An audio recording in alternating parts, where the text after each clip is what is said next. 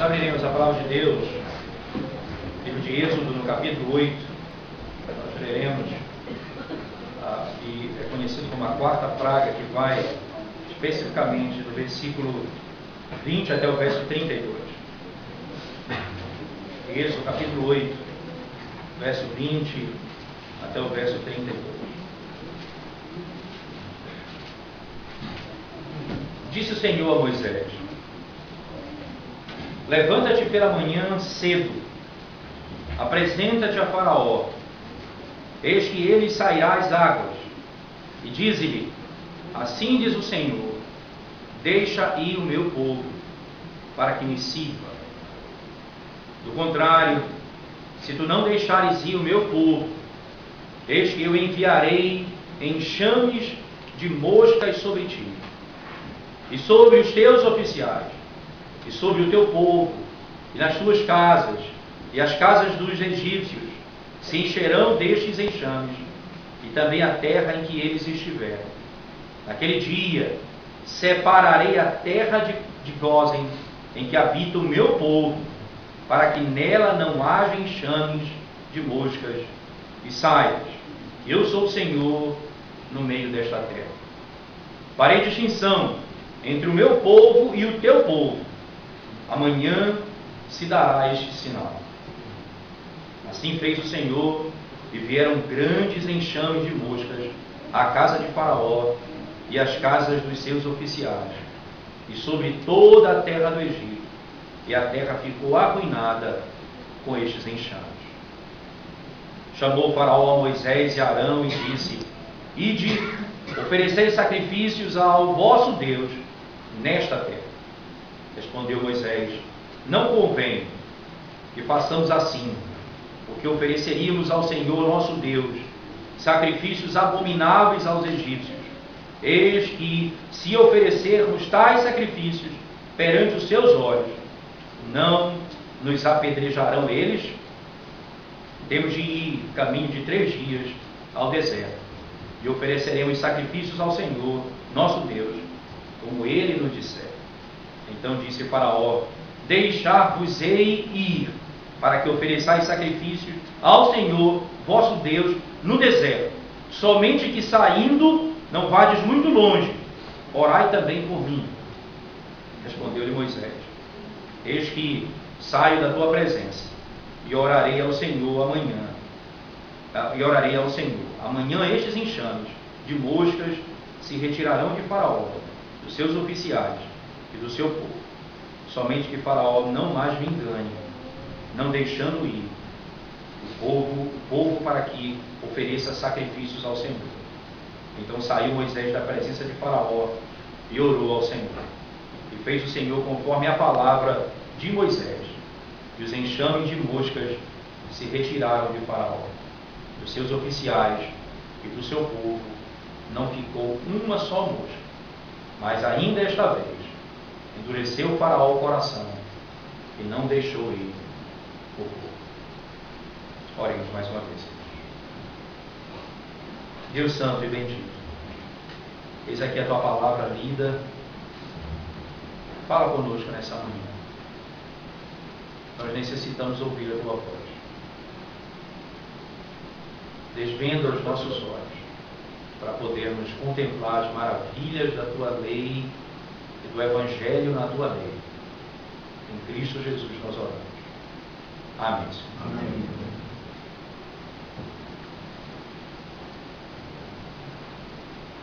A ação de Satanás, a ação do inimigo, ela é sempre na sua, vamos dizer da seguinte forma, na grande maioria das vezes, ela confunde verdade com mentira. Ela confunde verdade com mentira. Ela confunde aquilo que Deus diz com aquilo que Deus condena. Quando nós olhamos para a história da revelação, logo no início da revelação bíblica, na tentação de Eva no jardim do Éden pela serpente, nós vamos nos deparar com a serpente tentando seduzir a mulher ao engano. E a sedução, ela começa com um argumento muito abrangente. Deus disse que você poderia comer de toda a árvore do jardim, exceto a árvore do conhecimento do bem e do mal. A serpente disse o seguinte: é verdade que Deus disse que vocês não podem comer de nenhuma árvore do jardim. Ora, havia uma árvore que não poderia ser comida, mas todas as outras poderiam ser comidas. Mas ela diz: é verdade que nenhuma árvore pode ser comida. Logo depois que a mulher expõe para ela o que Deus disse, ela passa agora a dizer: você sabe qual é a razão pela qual Deus proibiu você de comer essa árvore, o fruto dessa árvore? É porque se você comer do fruto dessa árvore, você vai se tornar igual a Deus. E é interessante, não é? Porque em Gênesis, no capítulo 3, verso 22, foi isso que aconteceu de fato. Deus diz exatamente essas palavras a Adão quando Deus está expulsando o homem e a mulher do paraíso. Eles se tornaram como um de nós. Satanás disse: eles serão iguais a Deus. Deus disse: eles se tornaram como um de nós. Para que eles não comam e vivam eternamente, nós vamos expulsá-los do paraíso. Veja, é uma mistura de verdade com meia-verdade, com parte da verdade. É uma mentira a mais complexa que você possa imaginar. Em nenhum momento ela vai declarar abertamente, não é, que ela está se colocando contra Deus. Ela está argumentando, e é um argumento até interessante. Só para a gente poder entender o que está sendo dito no caso da serpente, o problema não era conhecer o bem e o mal. O problema era como conhecer o bem e o mal. Deus conhecia o bem e o mal, sem nunca ter provado o mal. Adão e Eva conheceram o bem e o mal, tendo provado do mal. Eles iam conhecer o bem e o mal pela obediência e por ter vencido o mal, não por provar o mal. Eles caíram porque conheceram de forma errada a vontade de Deus. Nós estamos diante de uma narrativa em que, mais uma vez, Faraó se vê diante de uma encruzilhada, de uma dificuldade. Agora, o sofrimento vai se agravando cada vez mais.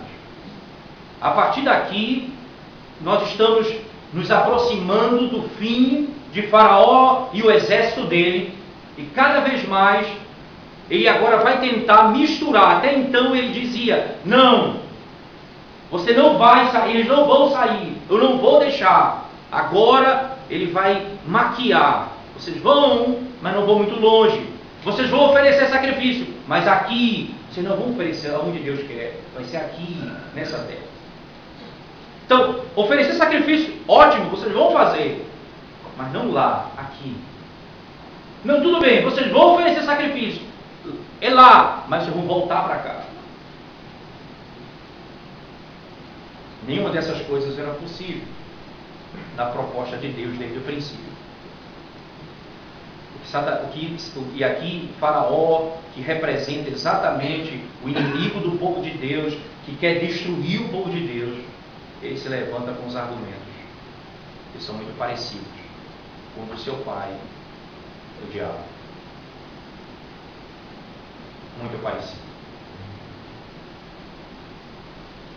A quarta praga, ela é muito parecida com a primeira praga. Pela manhã cedo, se levante e vá atrás de Faraó. A primeira praga é exatamente isso. Manhã cedo, se levante e vá até Faraó. Ele vai estar no rio. Ele vai estar lá, ele vai estar dentro do rio. Você vai falar com ele logo dentro do rio. Você vai se dirigir a ele. Provavelmente, essa era uma devoção, um culto ao Deus do Nilo. Provavelmente era um banho sagrado, em que ele estava ali provavelmente cultuando ao seu Deus, mostrando de maneira muito clara que as implicações daquilo que ele havia dito acerca de Deus não passavam do reconhecimento sombrio do terror que Deus representava, do poder que Deus representava, mas não quebrava e não mudava o coração dele, porque pela manhã ele voltava aos seus deuses. Coração endurecido, ele não apenas rejeitava a vontade de Deus, mas como ele voltava pela manhã aos seus deuses. Lá de manhã, estava no Nilo, participando do culto ao seu Deus.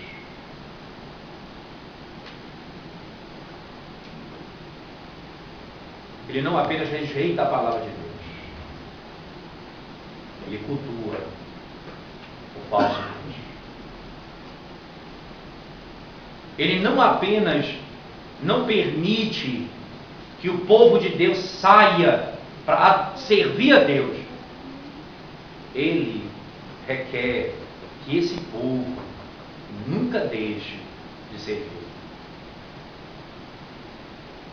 Assim como ele não deixa de servir ao seu Deus, mesmo diante de tudo aquilo que ele vê.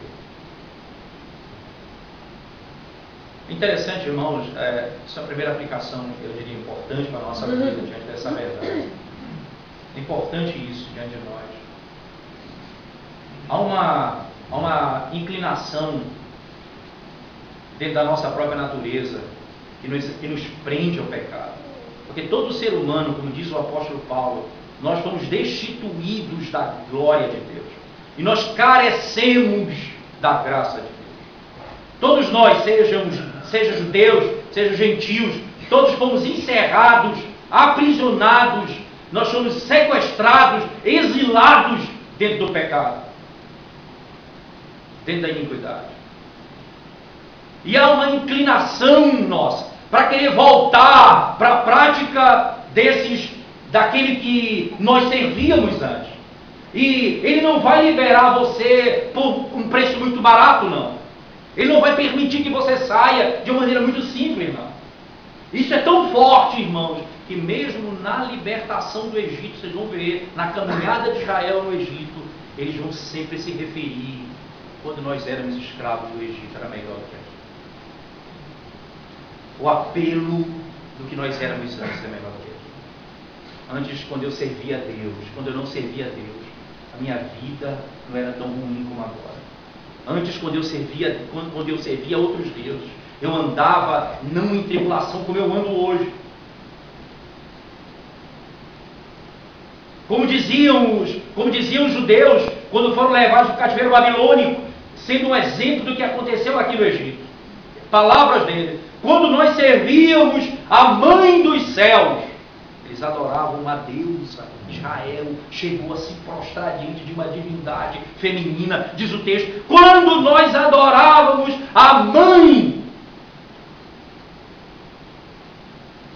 nós tínhamos o que comer, nós tínhamos o que beber, e agora nós não temos.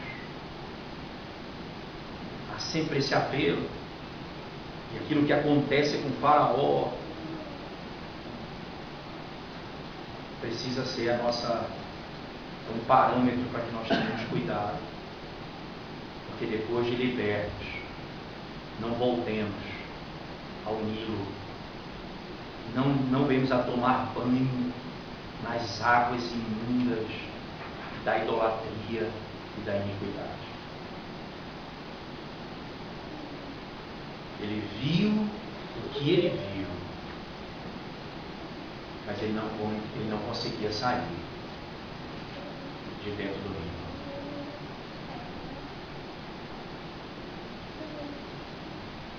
Moisés se apresenta a ele, e agora, no versículo 20, como diz o texto, levanta-te pela manhã cedo, apresenta-te a Faraó, eis que ele sairá às águas, e diz-lhe, assim diz o Senhor, deixa ir o meu povo para que me sirva.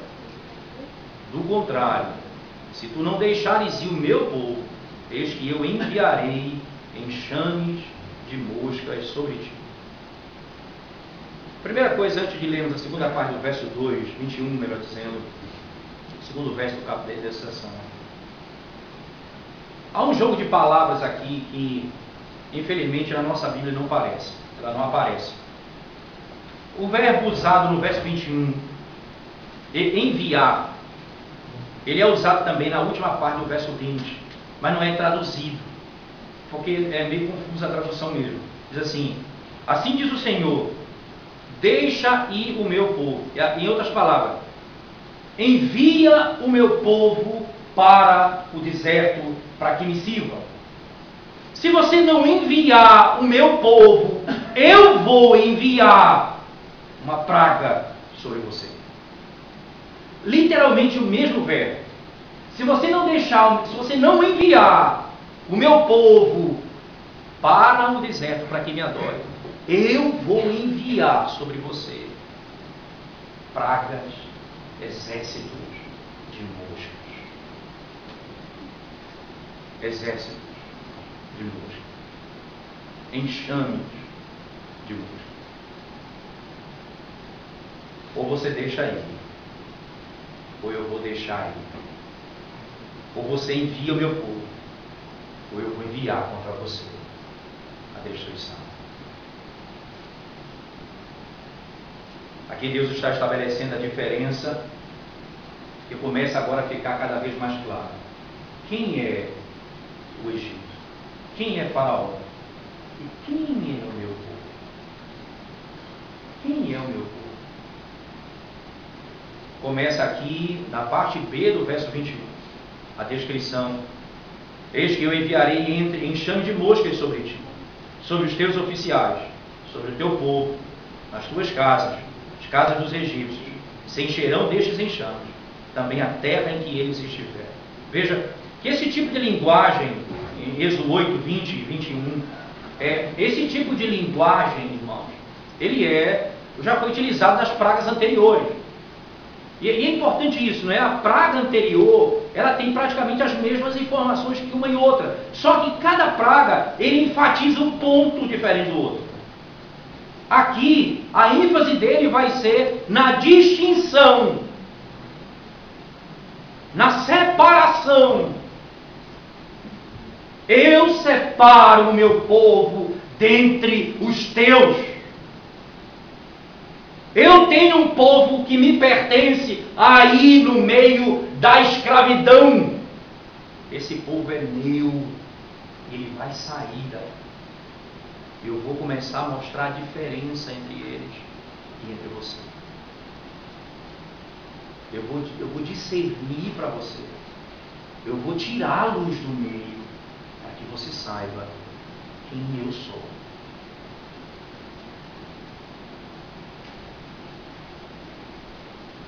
No verso 22, ele abertamente vai dizer essa verdade.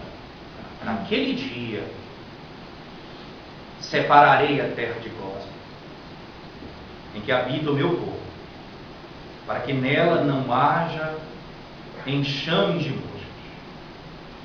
E saibas que eu sou o Senhor no meio desta terra.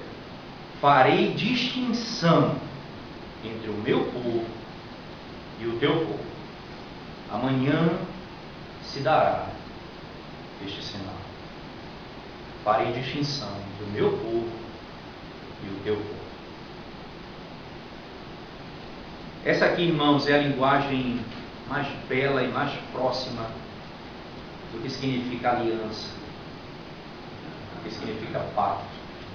Essa aqui é a expressão que mais se aproxima.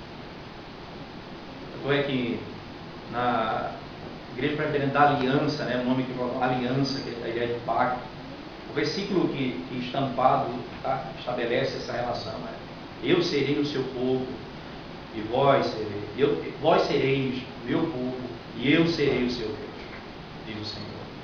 Essa relação entre vocês me pertencem e eu pertenço a vocês. Vocês saberão a distinção e vocês saberão a diferença daqueles que eu amo para aqueles que eu não amo. você vai ver a distinção. Essa distinção que começa aqui a se revelar nas palavras de Moisés a Faraó. Mas agora é apenas o começo daquilo que vai acontecer. Na última praga, na morte dos primogênitos, se fará a distinção terrível. Os primogênitos daqueles que o sangue do Cordeiro estiver nos umbrais das portas. Esse primogênito não morrerá. Mas a casa em que o sangue do Cordeiro não estiver na porta, o primogênito morrerá. Mas ainda não é o fim. Haverá ainda a última distinção no Mar Vermelho.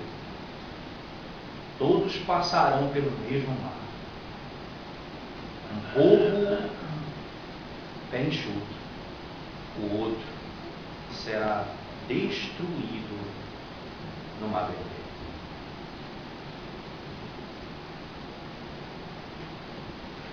Nós pensamos que a distinção que Deus faz de um povo, ela é apenas a ideia de que Deus é um Deus discriminador.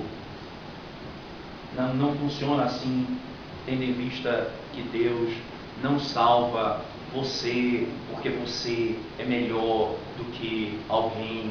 Se fosse assim, Ele não salvaria ninguém. Diz a relação salvífica de Deus, encontra-se em Deuteronômio descrita, Ele diz abertamente: eu não vos escolhi porque vocês eram mais numerosos do que os outros povos. Eu não vos escolhi porque vocês de fato eram os mais fortes dentre os outros povos. Eu vos escolhi porque eu vos amei. Eu vos escolhi porque eu vos amei. E o amor de Deus é o amor redentivo. E é interessante isso, que a palavra utilizada no versículo 23 é: eu farei redenção entre eles. A ideia não é, a palavra hebraica, a melhor ideia não é necessariamente distinção, mas eu vou redimir um povo para mim. Quando Deus ama, Ele redime esse povo. E Ele separa esse povo dentre os outros, para que eles vivam para servi-lo e para fazer a sua vontade. Essa é a imagem que vai estar sendo estabelecida aqui. Mas essa imagem também, ela revela o juízo lá do Mar Vermelho, que aponta para o juízo final da história.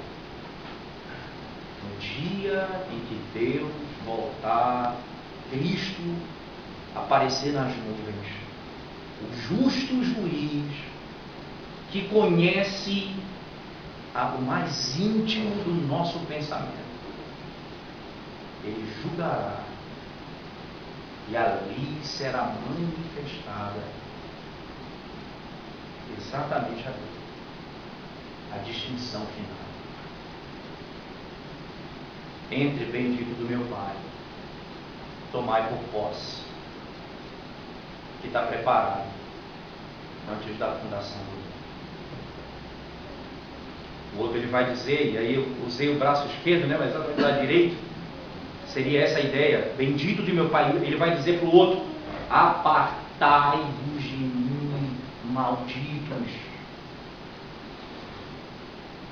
Apartem-se de mim, vocês que viveram para voltar para o Nilo, para seguir os seus ídolos, os seus deuses, vocês que não abandonaram a sua vida e continuaram na iniquidade todos os dias da sua vida. Apartem-se de mim, eu não vos conheço.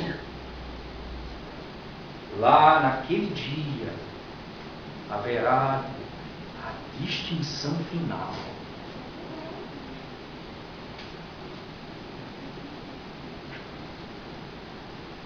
Que começa aqui. A praga não alcançará o meu povo, apenas o teu povo. Para que você saiba quem é o meu povo e para que você saiba quem sou eu.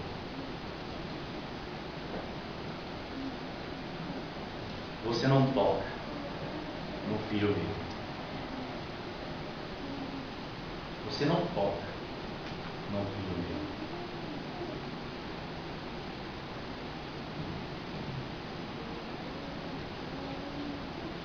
Interessante.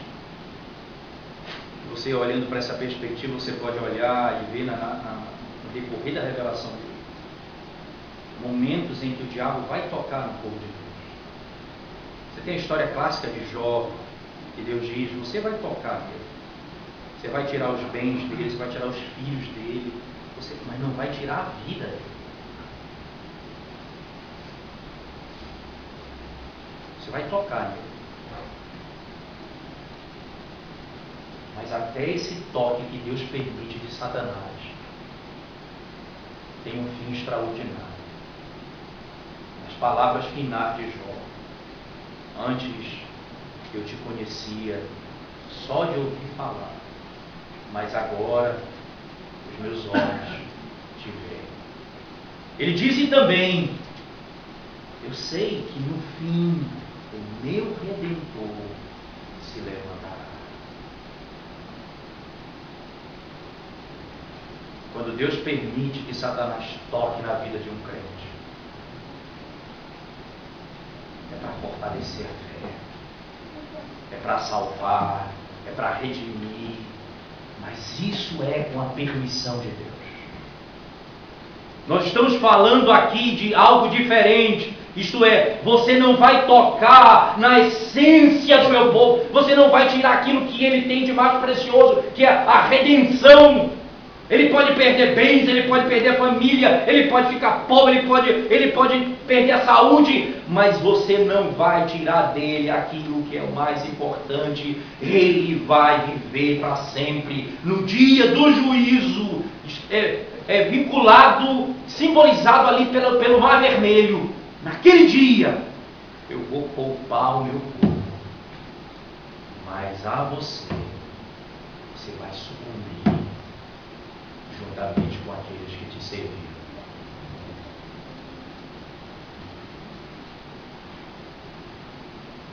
Escritura Sagrada: eu separarei, vocês saberão quem é o meu povo e quem não é.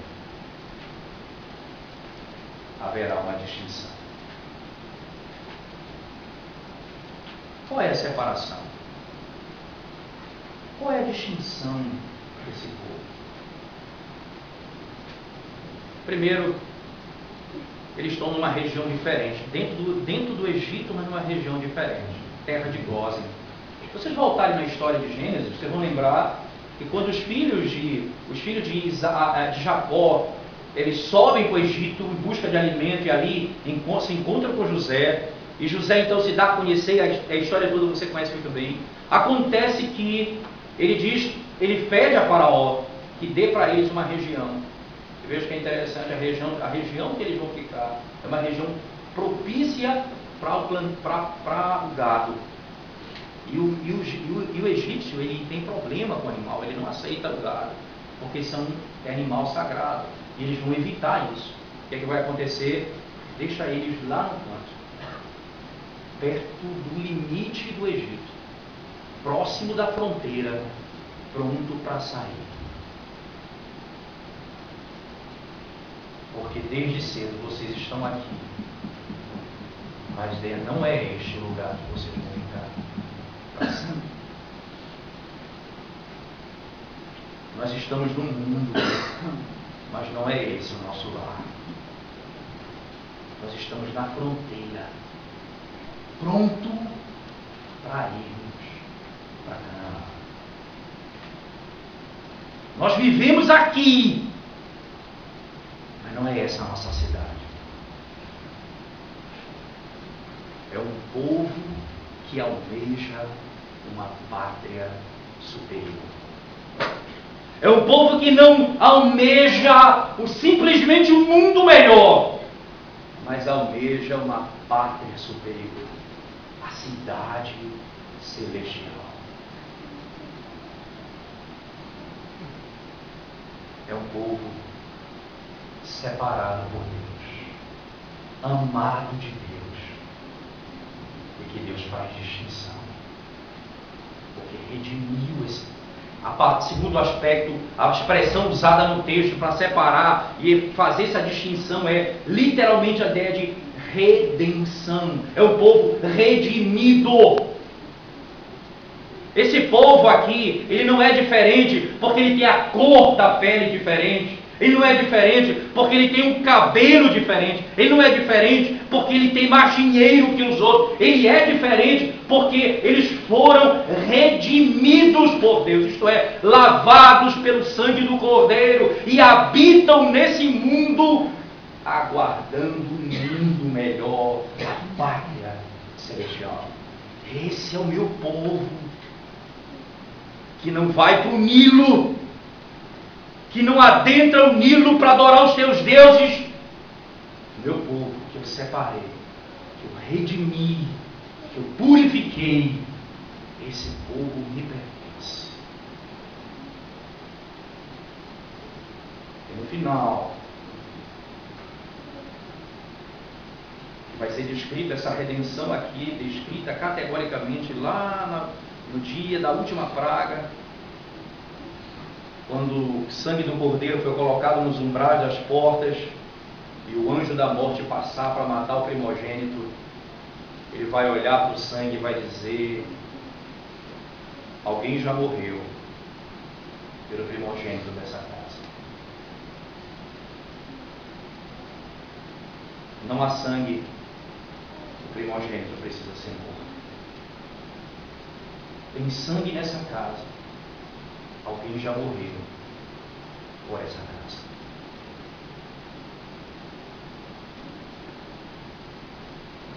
Alguém já recebeu juízo em meu lugar. Alguém já foi condenado por mim. Alguém já derramou o seu sangue em meu lugar.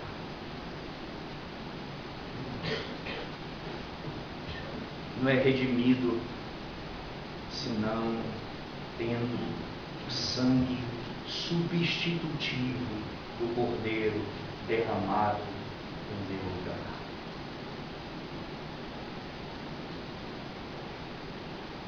Não, esse povo é meu. Eu redimi esse povo. Ele me pertence.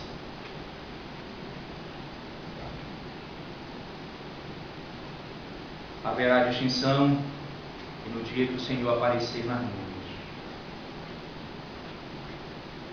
e a ira de Deus cair sobre todos os homens, e nesse dia, nesse terrível dia, terrível para alguns e bendito para os outros, nesse dia nós saberemos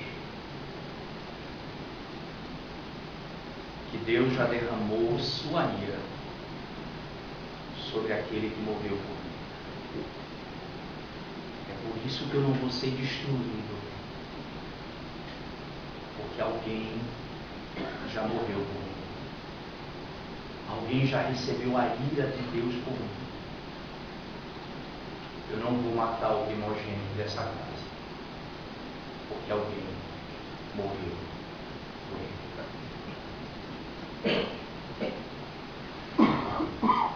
Mas ai daquele e que não foi encontrado a marca do Cordeiro, o sangue do Cordeiro. Ai daquele.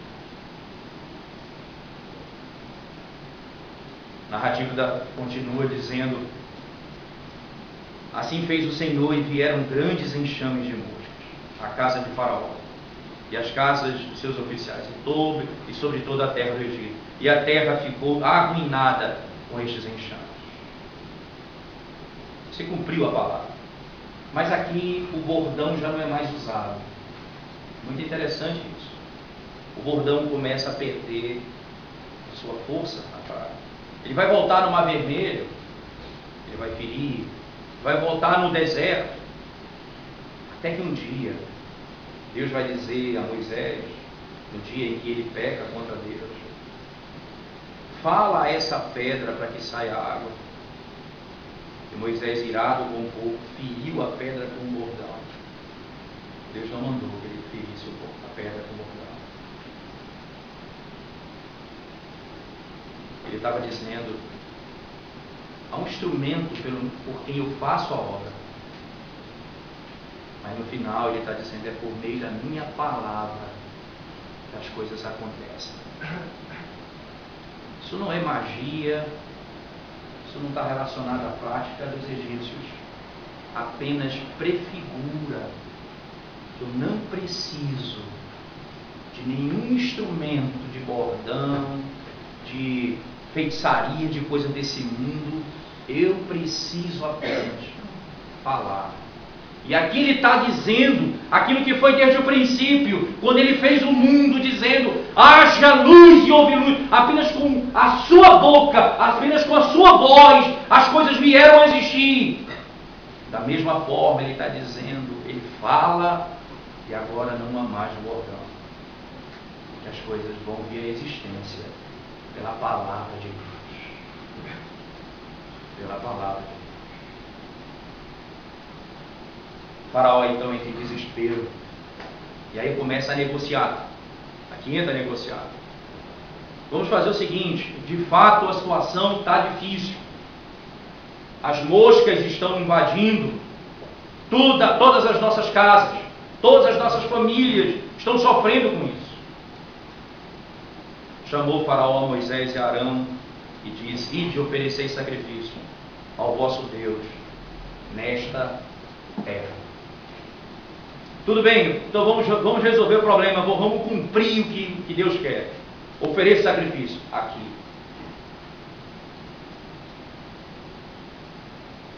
Algumas pessoas vão dizer que Moisés aqui foi política, tentou resolver a coisa politicamente. Eu realmente não vejo muito sentido. Olha, o que Moisés não precisava de política nessas horas. Ele tinha o poder de Deus. Ele falava e mosca vinha, ele dizia, aparecia piolho de todo lado, ele falava e as rãs dominavam o mundo, ele dizia o sangue, o rio se transformava em sangue. Olha, ele não tinha problema com política, não tinha dúvida. Ele não precisava de negociar. As palavras dele são exatamente o que ele queria dizer. Ele quis mostrar a Faraó que a inteligência do homem ímpio é ignorância. Até mesmo a solução que ele deu era burrice. O que você está propondo é terrível. E sabe o que você está propondo? A sua inteligência. Você está propondo, você está imaginando que o povo de Deus é tolo como você. Preste bem atenção nisso. Se nós oferecermos sacrifício aqui, vocês odeiam o sacrifício de animais. Vocês odeiam os animais que o povo cria. Vocês vão se levantar e nos matar.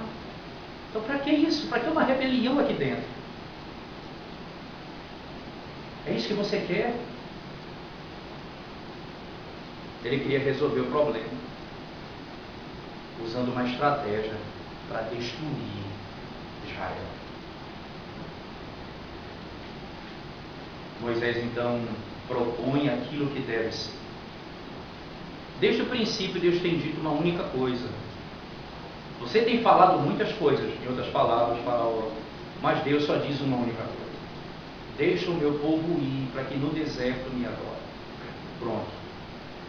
Deus não falou outra coisa, Deus não disse, deu a entender outra coisa. Ele foi claro na palavra dele: deixa o meu povo ir para que no deserto me adore.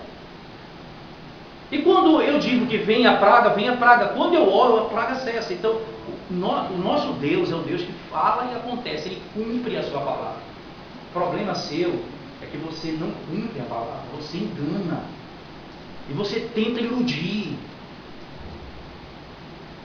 Você quer dar uma solução que não é a solução de Deus. Sacrificar a Deus na terra.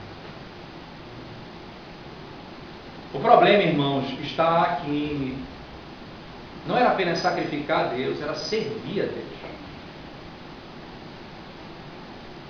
E no Egito, eles precisavam ser libertos para poder abandonar as práticas do Egito e serem purificados. Exatamente essa é a razão do livro de Levítico. Não é só acho que é um aspecto importante. Essa é a razão do livro de Levítico. O livro de Levítico é um livro que está escrito entre Êxodo e Números, mas não é que aqui tem um período da história. O livro de Levítico é um livro estático. Ele apenas descreve o trabalho dentro do tabernáculo. Ele não fala de ação, é o tabernáculo, a história do tabernáculo. E como eles devem viver ali dentro. E Deus disse em Êxodo 19, 6 em diante: vocês serão para mim uma nação de sacerdotes, um povo santo. E Levítico, de Levítico 1 a 16, significa dizer, vocês são sacerdotes. Ele está dizendo como sacrificar, como funciona o sacerdócio. E do 16 até o fim do capítulo, ele vai falar acerca da purificação. Vocês são um povo santo, vocês vão abandonar a iniquidade. Vocês vão viver desta maneira. E o que ele está dizendo aqui é, o meu povo não pode sacrificar e viver na imundícia. O meu povo tem que sacrificar e sair para uma outra realidade. Esse povo tem que abandonar essas práticas. Esse povo tem que andar em santidade, não na imundície do pecado. Esse povo tem que sair daqui. Ele precisa fugir daqui. Então não adianta o meio termo. Palavra de Moisés: não convém que façamos assim, verso 26, porque ofereceríamos ao Senhor nosso Deus sacrifícios abomináveis aos egípcios. Eis que se oferecermos tais sacrifícios perante os seus olhos, não nos apedrejarão eles. Nós temos de ir a caminho de 3 dias ao deserto, para que oferecermos sacrifício ao Senhor nosso Deus, como Ele nos disser. Então disse Faraó: então para fazer o outro acordo, vocês vão, mas não vão muito longe. Em outras palavras, vocês vão no caminho de 1 dia, mas não de 3. Faraó disse: deixar-vos ir para que ofereçais sacrifícios ao Senhor vosso Deus no deserto. Somente que saindo não vades muito longe. Quando vocês forem, olhem por mim. É interessante, né? Vocês vão lá adorar o Deus de vocês, na oração de vocês. Lembre de mim. Lembrem-se de mim. Primeiro, porque ele não pode orar, né? Ele não tem como chegar a Deus. Segundo, porque ele imagina que a religião de Israel permite sincretismo. Quando Deus faz distinção de um povo, irmão, Ele está dizendo: esse povo não apenas me pertence, mas ele me serve da maneira que eu determino. Esse povo não apenas me pertence, mas ele me serve da maneira que eu determino. Eles não vão me adorar e vão voltar para cá, não, para servir os seus deuses. Eles vão me adorar e vão seguir para a terra prometida. Eles vão me adorar e vão seguir para a terra prometida. Segundo as palavras de Moisés, no verso 27, temos de ir caminho de 3 dias ao deserto. Ofereceremos sacrifício ao Senhor, nosso Deus, como Ele nos disser. É Ele que vai determinar. Ele disse 3 dias. Ele vai dizer como é o sacrifício, como se deve adorar. Não é o Senhor que vai determinar o lugar e como nós temos que proceder. Nós vamos deixar de servir para servir a Deus.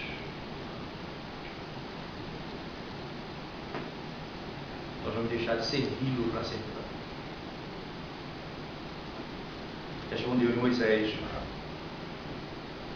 eis que saio da tua presença e orarei ao Senhor amanhã. Estes enxames de moscas se retirarão de Faraó, dos seus oficiais e do seu povo. Somente que Faraó não mais me engane, não deixando ir o povo para que ofereça sacrifícios ao Senhor.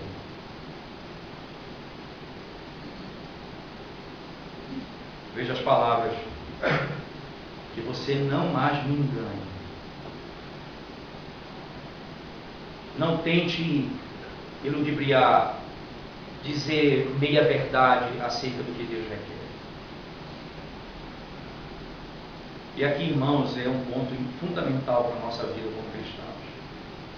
O acordo que nós fazemos com o mundo da qual nós somos libertos. As negociatas que nós realizamos com o mundo do qual nós saímos, do qual nós somos retirados. Palavra de Moisés, palavra de Deus. Nós faremos aquilo que ele disse. Nós vamos e nós vamos fazer o que ele disse. Nós não mais ouviremos o mundo, nós não mais ouviremos os valores de Satanás, nós ouviremos o que Deus ensinar, o que ele falar, assim nós realizaremos.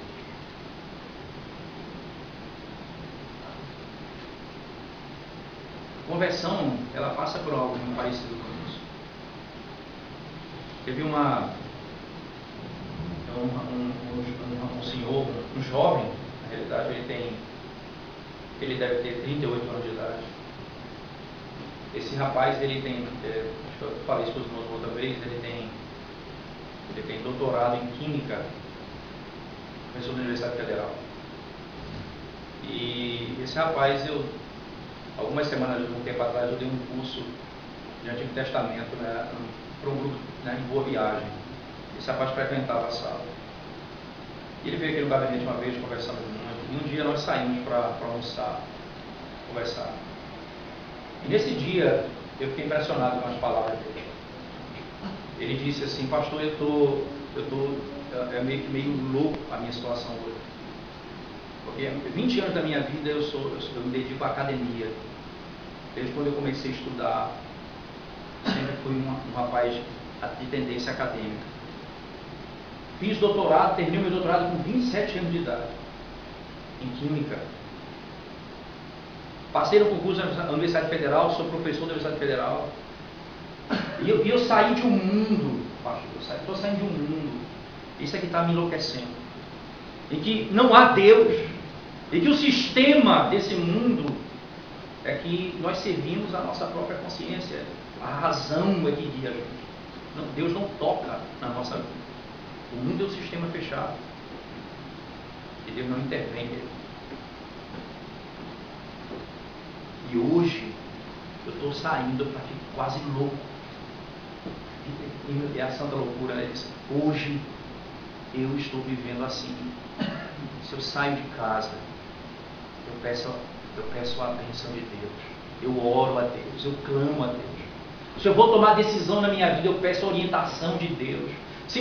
Tudo na minha vida hoje eu não faço sem que Deus, sem que eu fale com Ele, sem que eu peça a Ele. Em outras palavras, Ele toca cada área da minha vida.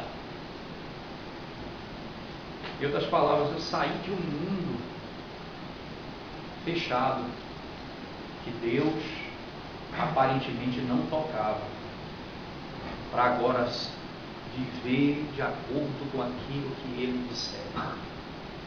Viver de acordo com aquilo que Ele ensinar. Eu estou submisso ao que Ele disser.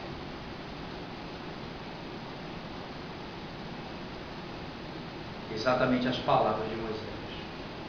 O meu povo de Deus, ele vai sair do Egito para fazer aquilo que Ele disser. Eles não mais vão seguir a vontade do Egito. Eles não mais vão ser escravos aqui. Eles não mais servirão aos seus prazeres. Eles agora viverão para fazer a vontade de Deus, não a sua própria vontade.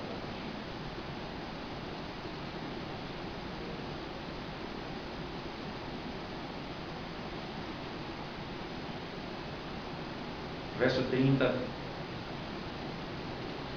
Então saiu Moisés da presença de Faraó e orou ao Senhor.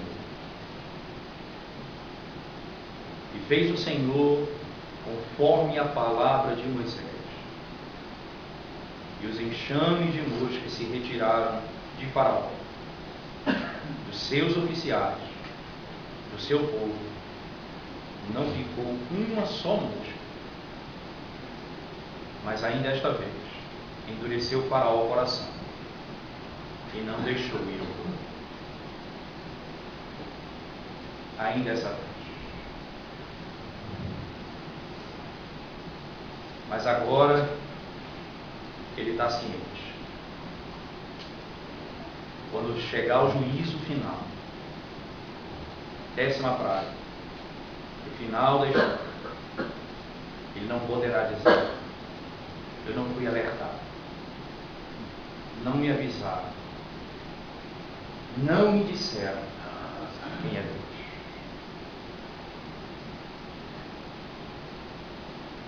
Você que ouve continuamente a palavra de Deus, escute o que o autor da carta aos Hebreus diz: se hoje ouvirdes a voz do Espírito de Deus, não endureçais o seu coração.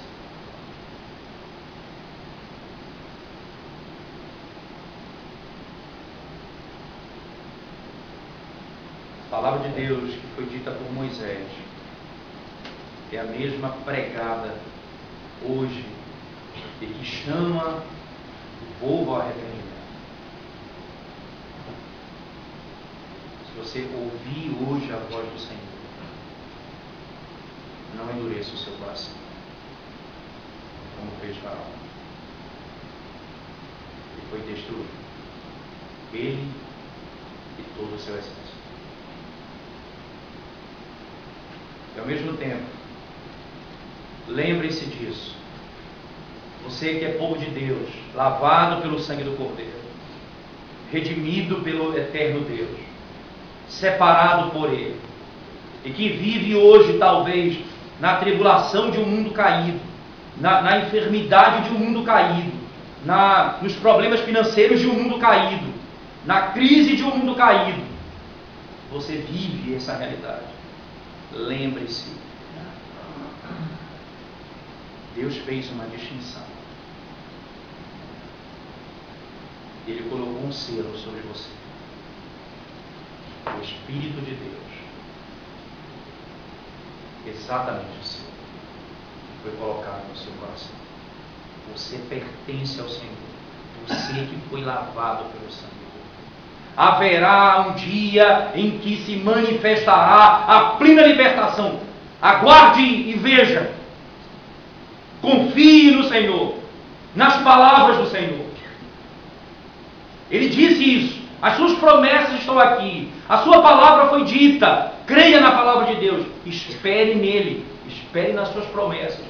Porque um dia essa distinção se manifestará plenamente. O último texto do livro de Malaquias, ele é exatamente sobre isso. O último texto, último texto de Malaquias. Veja que é algo fantástico, é o fim da revelação da antiga aliança, termina com essa verdade esplêndida. De que nos adianta, dizem os homens, servir a Deus? Aqueles que não temem a Deus estão prosperando, os que não amam ao Senhor estão aí escapando. De que nos adianta amar a Deus? Então, diz o Senhor, aqueles que temem ao seu nome, falavam uns aos outros, e o Senhor via suas orações, atendia as suas orações, e havia um memorial escrito diante de Deus, com o nome daqueles que pertenciam a Ele. E Ele disse: e no último dia, no dia do Senhor, eu farei a distinção, e eles saberão a diferença entre os que me servem e os que não me servem. Assim como o Senhor poupa a um filho que o serve, assim Deus poupará o seu povo no último dia.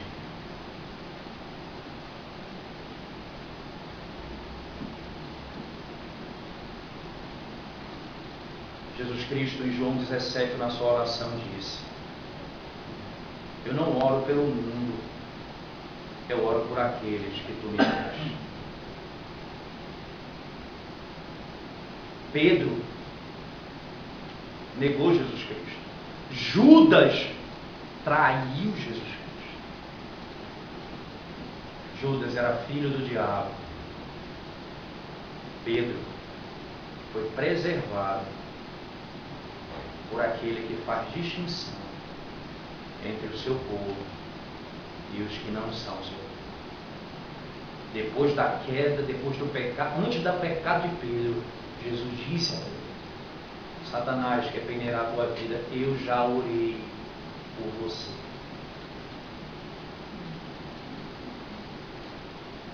Ele trata com distinção o seu povo.